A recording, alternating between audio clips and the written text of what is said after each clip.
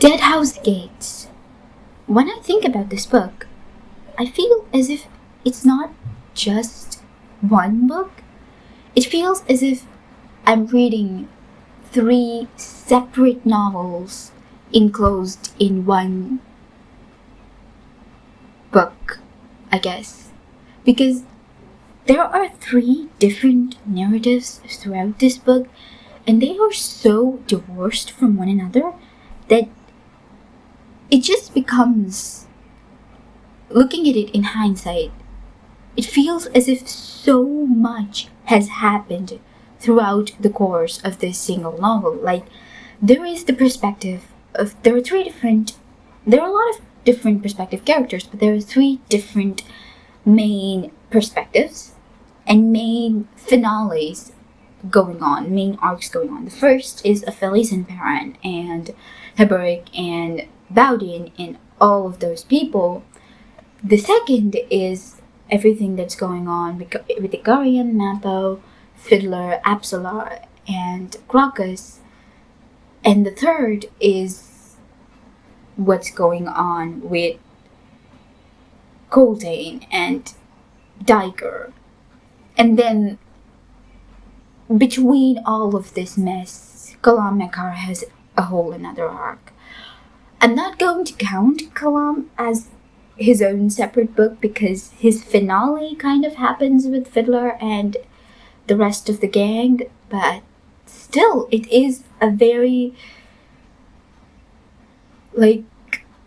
different narrative from the rest of the story. And it feels as if all of these three are narratives or standalone novels in their own right, with just a little bit of overlap to kind of tie loose ends together. In this kind of story, we have the first perspective is of Felice and Perrin.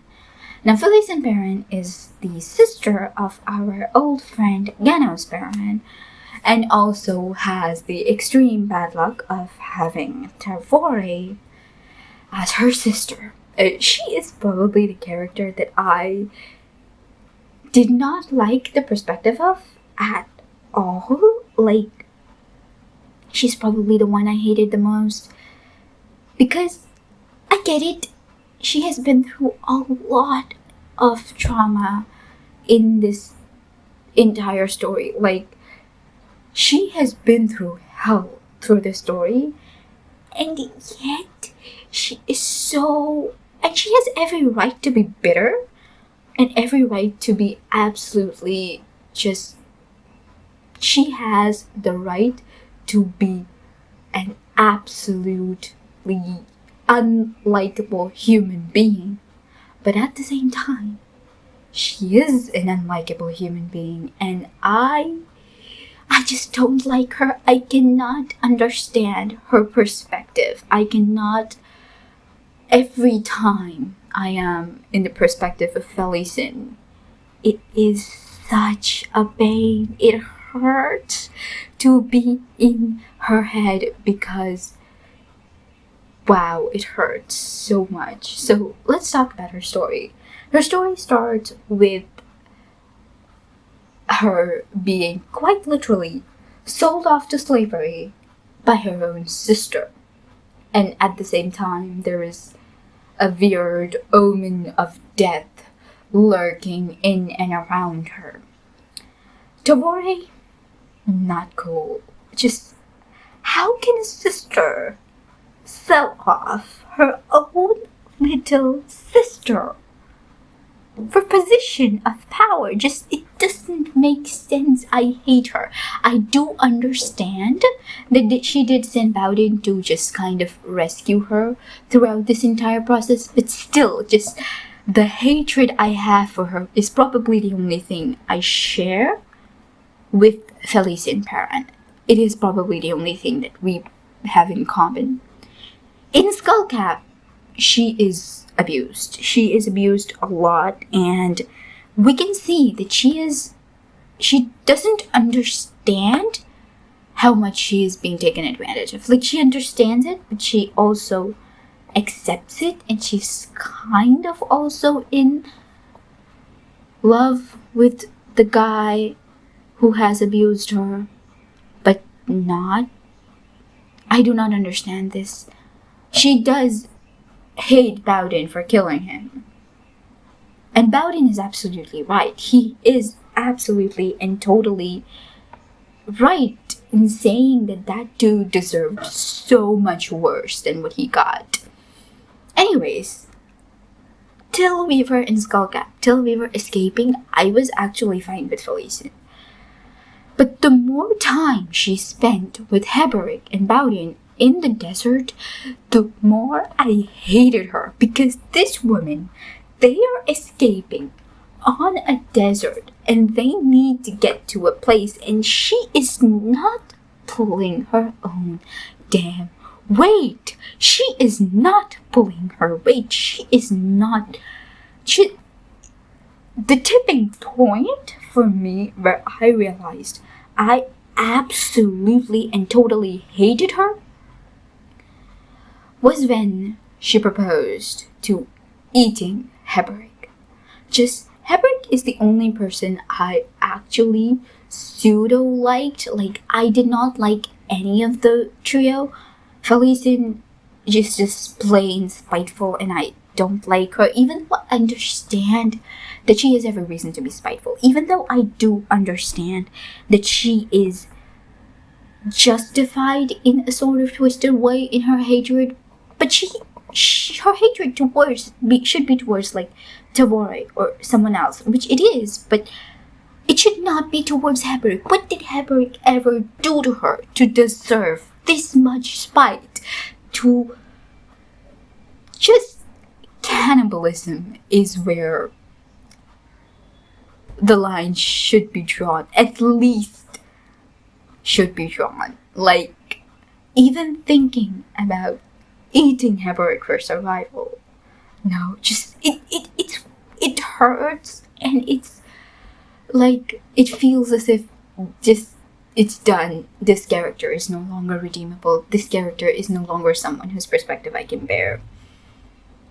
Also, it was probably the most confusing of the plot lines. Like, yes, when they crossed the desert, it was fine, but everything that happened with the jade hands and the jade statue, that was maybe okay, but then they joined with Kolb, Stormy, and Gessler, and then everything about the Solanda and the Tisteidor heads, and just, it was weird. All of the Warren hopping they did with Kolb, and I just didn't understand all of it. Like, I didn't even understand, like, half of it. I was just confused, and I had to, like, constantly keep visiting the wiki to understand what was going on. And the Tilanamas that gave his sword to them, it was fine. But I did like Stormy and Gessler, and, well, Truth as well. I just didn't like Heberick. Like, I was okay with Heberick, I just didn't like Felicien and Bowden. Just, no. Bowden was a Talon. That was a nice thing that was going on. I like that. I like that point of revelation where we find out that Bowden is actually sent by Tavore to help rescue Felicien. It does make Tavore just a little bit okay, but it still doesn't justify sending your sister into slavery. Just, no, it's not how. Just, like, siblings can fight, siblings can throw stuff at each other, but, like, selling your little sister, who is such a, I don't think Felicien is that old. I think she's 14 or 15. I don't think she's, like, even an adult or something. She's pretty young. Selling your sister, your baby sister, into slavery is not cool. Just, no. It's not. Okay, I have just... Also, just... They just randomly show up, and then Felicien becomes Shaik Reborn. Okay, I guess that makes sense. for like Leoman and the Toblakai and, well, the rebellion to want to replace their leader, because, like, of course, they need a leader for the rebellion. They just started a rebellion and now their leader's been assassinated. But yeah, the entire plotline, everything where magic was involved in this plotline, it was just kind of confusing. And Stormy and Gessler and Truth were like the only cool parts of this entire arc.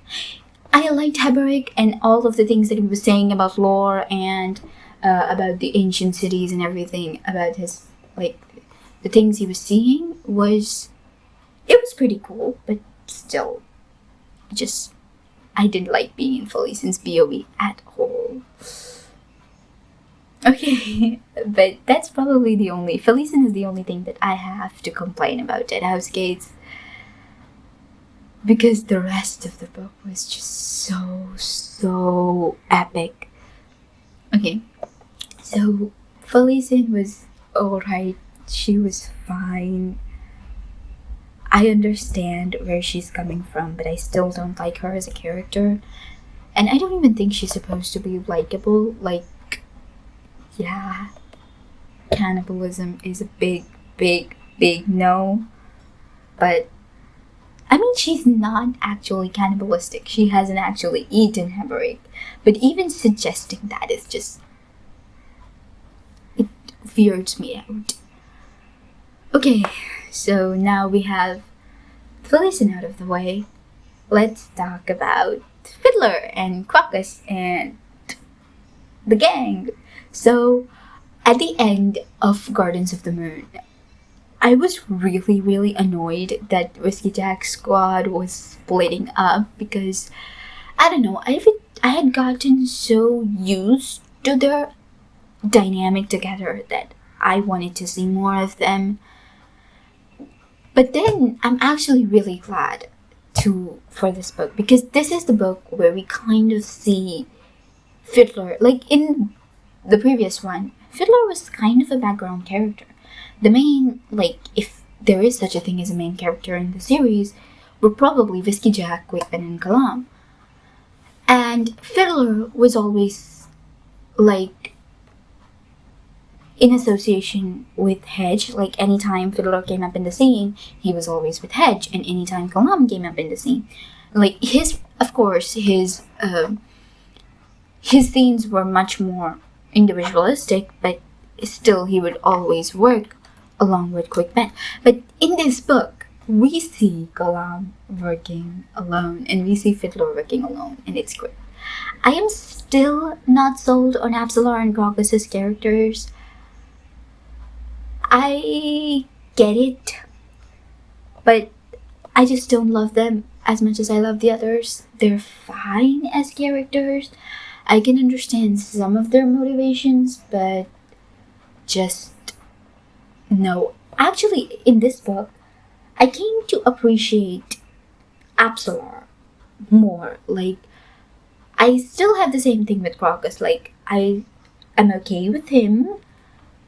I'm fine with his BOE, but that's just it. He's fine. He's average.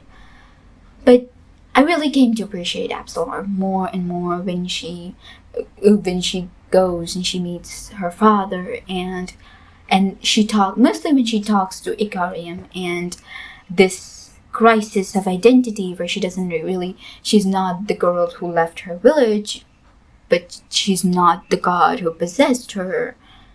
She doesn't know who she is, but she also has, like, this loyalty towards Crocus, and, like, you can see her struggles with her own identity, and I really love that. Fiddler, I like him. He is the grizzly old guy. I don't think he's that old, but he's still old, and I really like his character. And this is the book where we see him, like, we truly see him do his own thing and just be his own thing. And the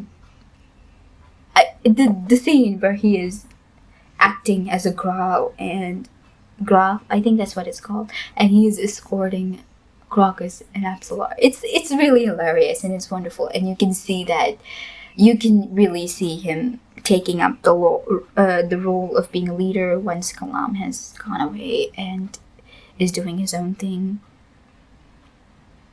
Yeah, I really appreciated Fiddler in this, and Absolar too. Just Crocus again. He doesn't really. I never really got attached to him as much as I got attached to everyone else. And this is the book where we have Ikariam and Mappo. Ikariam and Mappo are just so amazing. When the book started, I was so conflicted about Ikariam and Mappo. I was like, okay, so this is a jog. What's a jog? So I go on the wiki, I search what's a jog. Okay, this is a trowel. What's a trowel?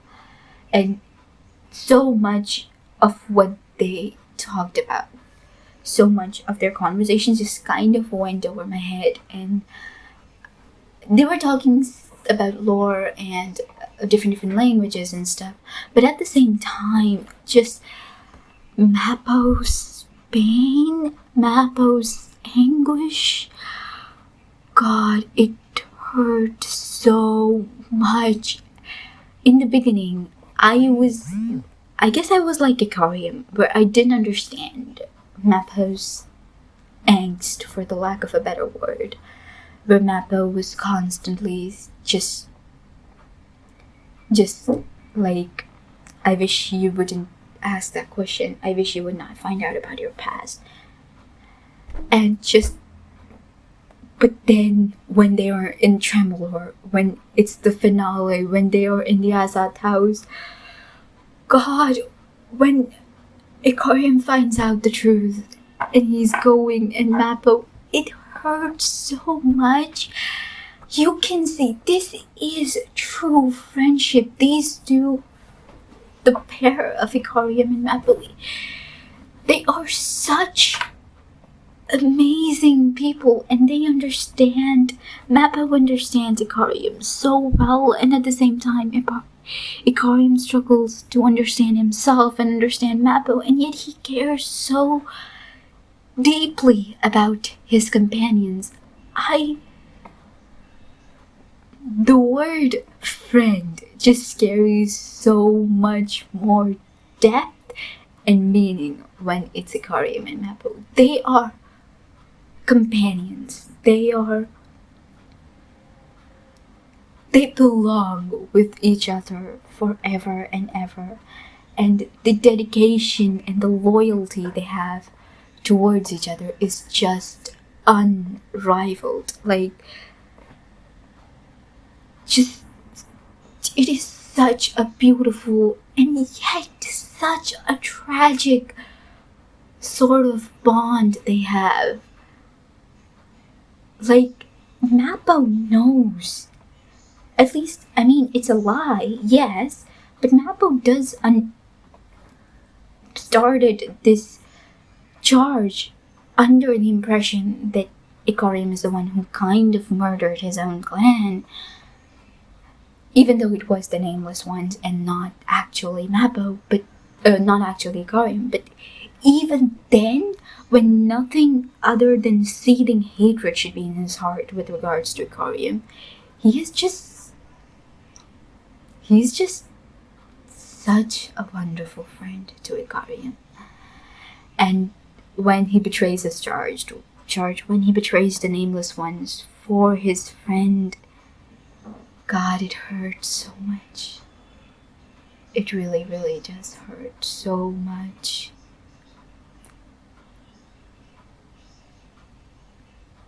When Absolar and Ikariam are talking about identity, and Ikariam tears up, and Mappo is listening to it, the scene, that one conversation, just, it had me at the edge of my seat, and I was just tearing up because there is such a tragedy to their friendship,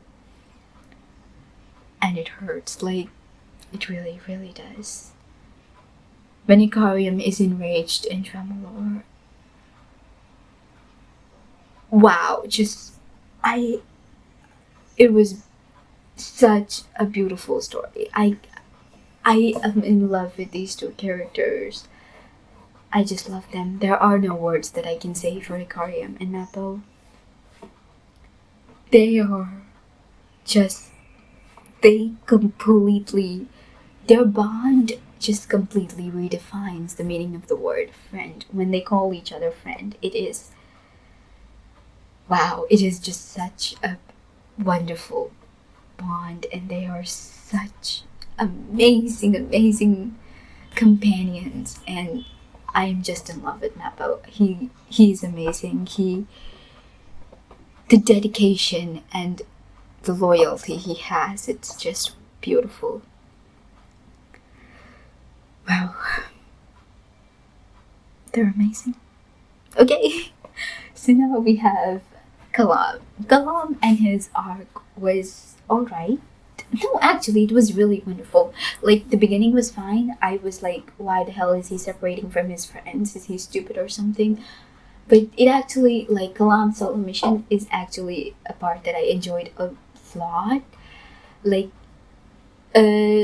first 1/3 of the book, his perspectives were, like, very scarce, and we didn't really get to see him that often. But then when his finale came, God, it was amazing. So, like, Kalam, he splits up with Fiddler and goes to give the Book of Drijna to Shaik, the original Shaik, where he meets the Aptorian demon. And as soon as the description of the Aptorian demon was set out, I was genuinely horrified by that creature. Like, God. And Kalam hates horses.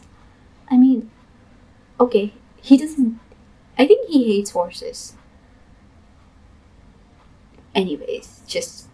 the Aptorian demon was great. Like, in a horrifying way. And then his entire... like, you can see he's such a competent loner. Like, he went on his loner arc kind of thing. He's such a competent person who is, like, able to do stuff by himself. And he also kind of ends up assuming the role of a leader, like, for the group of Minala and everyone else. He's such a wonderful character, and he is really competent. Like, when Kalam is fighting, those action scenes are really amazing, interesting, and well written, and you can see his intelligence through those action sequences. Like, he's just amazing. And the scene where he kind of wipes out the entire group of soldiers all by himself, Kalam is just awesome. So, and you can actually see, it was one of the most horrifying scenes of this book. And mind you, this book had a lot of horrifying scenes that are going to give me nightmare for centuries. But where the scene where the children are, like, crucified or just hung up because they're Malazans, and it is such a tragic moment. There were 1,300 children. Just, God, it was horrifying. More horrifying was probably the fact that Shadowthorn heals them. It was kind of him to heal them for Aptorian. I mean, we know Shadowthorn is not kind. He's just sort of... he exists and sees whatever his gains are. But still, like, that guy now has an army of half psychotic children. And I'm saying half psychotic because of all of the trauma they went through and all of the trauma that forced healing puts a person through. But still, Minala's story is terrifying. Like, wow, just... it is. Just the fact that healing exists in this world and it is used in such a cruel and gruesome way. This book really showed us the worst sides of humanity, I think. That people can be such monsters. God, this book was intense. It did not hold back on the horrors that people can do to each other. They traveled through the Imperial Warren, and Lostara, Yule, and Pearl kind of teamed up. That was nice. I mean, it was fine. I don't think I like Lostara that much because, of course, she is the kind of person who murders an entire keep and outpost. But at the same time, Callum is also the kind of person who would do that. I don't know. Morality is skewed in this world, but I still don't like Lostara that much. The Red Blades, ever since the first scene, I just feel weird about Red Blades, that's all. I don't like them as a whole. We have Kalam, and he is traveling through the Imperial Warren and then in Arm. I actually really loved the sequence when he was on the ship with Kalam, and Kalam was on the ship with Pearl and the captain. It was nice. The way Pearl was trying to suck up to Kalam, and Kalam is just having none of it. It was amazing. I loved it, and I absolutely loved it. And when Pearl is they're battling those people, and Kalam and Pearl are fighting side by side, I like that action scene. But at the same time, even before it was really revealed that that guy was Pearl, I actually hated him because he was trying to compete with Quickbend in being Kalam's partner. And you know what? There is no competition there, sir. Anyways, let's move on. Kalam is awesome.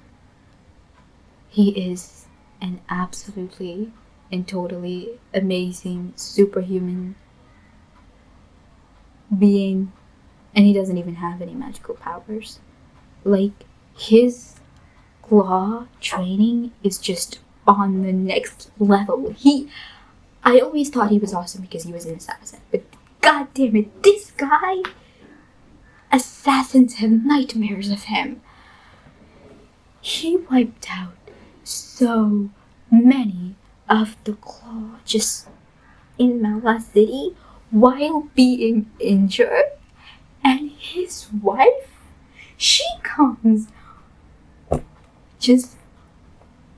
I love that scene where Kalam is surrounded and Manala just comes in galloping on a horse like a knight in shining armor and just throws the claw off guard.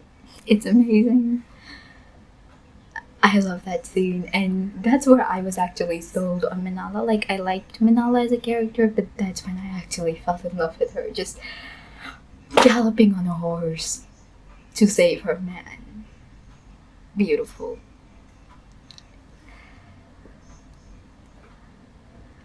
And the fact Kalam's competence is just...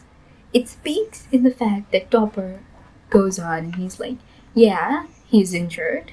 Yeah, he's surrounded, but I'm just using this as an opportunity to clear the weaker members of the club. Kalam's not dying tonight, and I love that. Last scene is...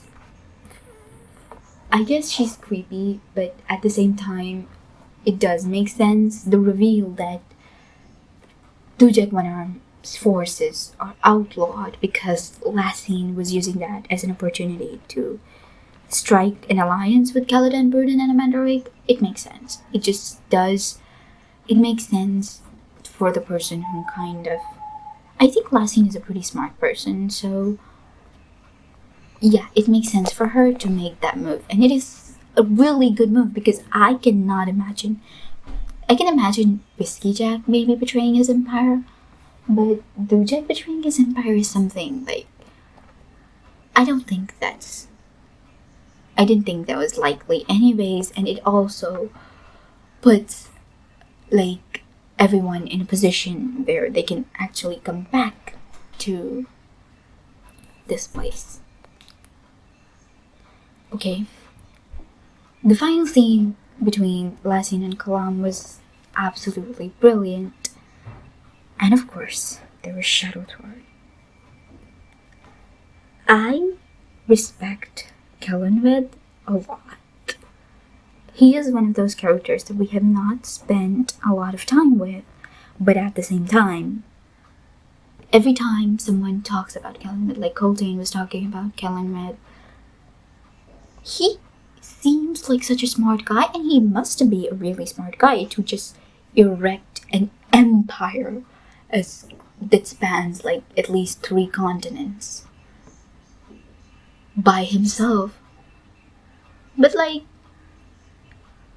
he is Shadowthorn. That makes me question a lot of things. He is Shadowthorn. Shadowthorn is Emperor Kellenred. It makes sense. Kellenred wouldn't just die because Surly wanted him to die. He wouldn't just fall for a stupid assassination attempt by his third in command. But Shadowthorn, I'm conflicted. Shadowthorn seems like a petty guy, and in the last book, like, both Quickben and Animandorik just absolutely trashed him. But I guess he does get some of his revenge in this book. He does. Quickben, not Kalam and Minala kind of get the most twisted happily ever after, like, ever. Like, they've gone through this huge ordeal. The princess has come to save her knight, and now they're going to live a happily ever after in a magical castle with their 1,300 children.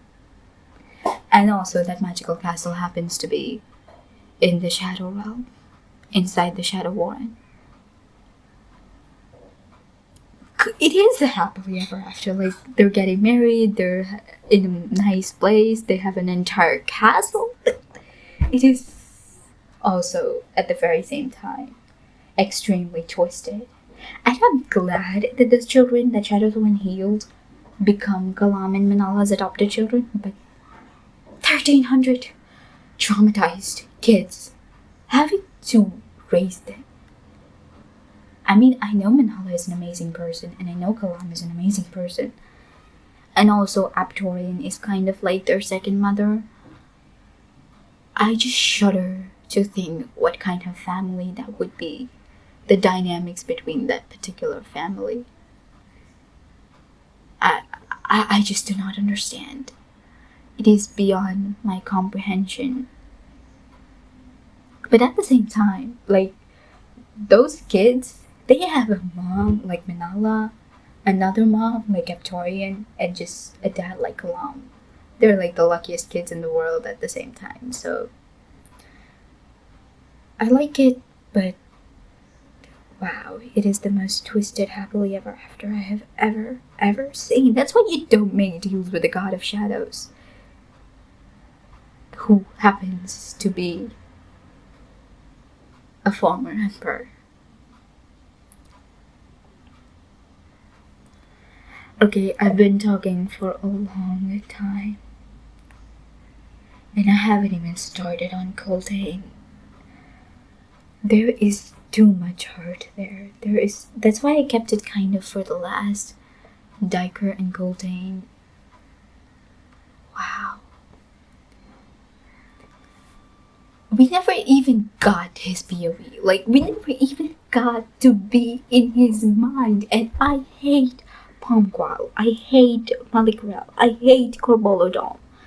I just want to strangle that idiot of a high fist with my bare hands, because you had the opportunity to save the most competent general of the Malazan Empire, and you do what?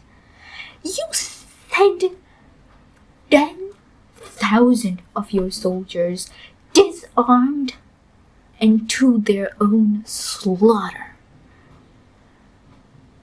I have no words. Coltain is the most amazing general I have ever read in a fantasy novel. He flees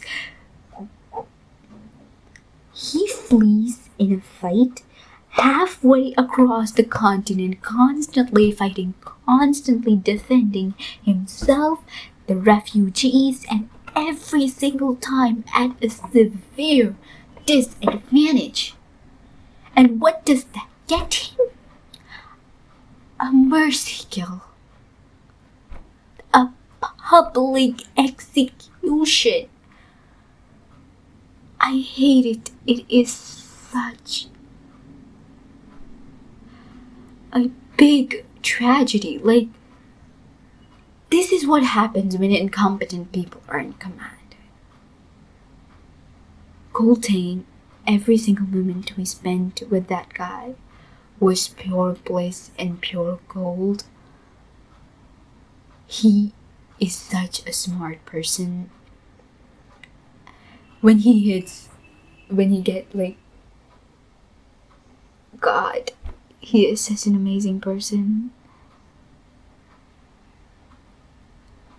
Diker, I loved being in his POV, although I do wish we had been in Coltain's POV, but at the same time, Diker is such an amazing POV character, and the fact that Coltain, as a general, puts so much value in history and puts so much value in making sure that his tale is told right, that is absolutely admirable. Like, I love that.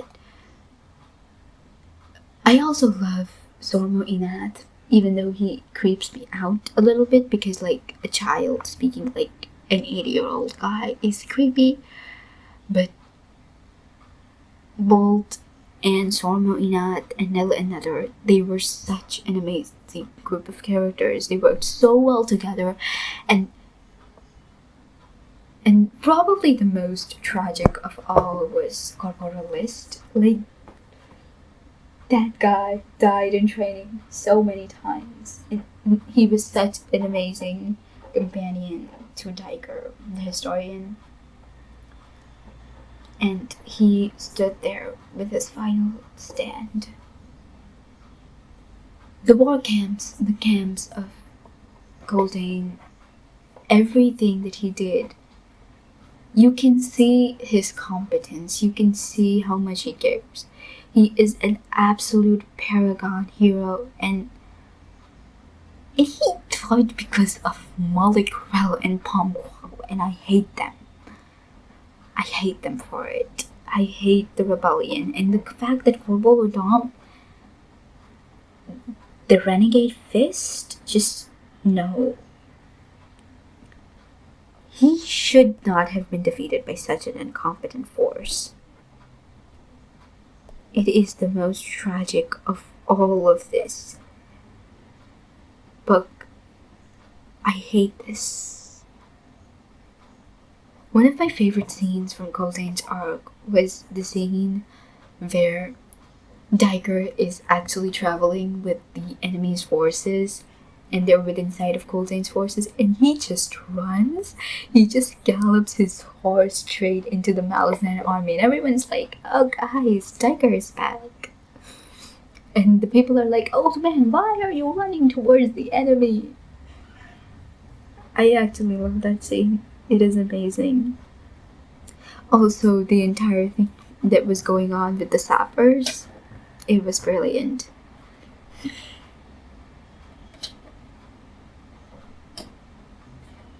And I hate the people in Aran. Like, of course I don't hate Blistic and the actual good people in Aran. I just absolutely hate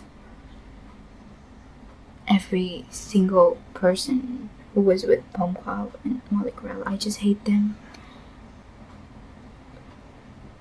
Diker is such an amazing character as well. Like, of course, most of his BOE is him describing the events of Coltain's army, but I really love the perspective of a historian and the fact that telling history right matters so much to Keled and the Malazan Empire.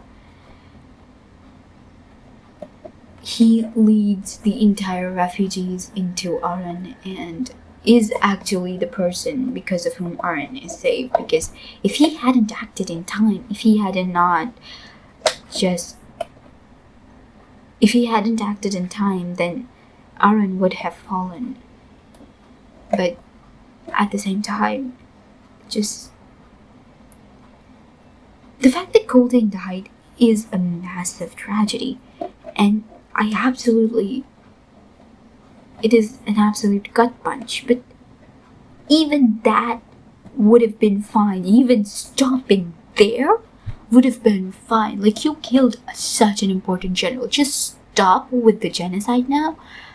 But then, these idiots, they called 10,000 soldiers, slaughtered them without their weapons, and then crucified them on the trees of Aran Way. It is horrifying, and even though I know that Coltain has been reborn, it is still horrifying. Book 1 was city politics. Book 2 was an absolute horror show. 1,300 children being slaughtered. 10,000 soldiers being crucified, weaponless. Coltain dying because everyone is an idiot. Anyways, it wasn't horror. It was just a horror show. But I still love the book. I absolutely love the book, and I still love the experience, even though it has traumatized me. Maybe I loved it because it has traumatized me. But this book was amazing, and it was brilliantly written, and even though I want to erase Felice and Baron from my memory, I still absolutely love the fact that I got the chance to read this book. I still miss Quick Ben though.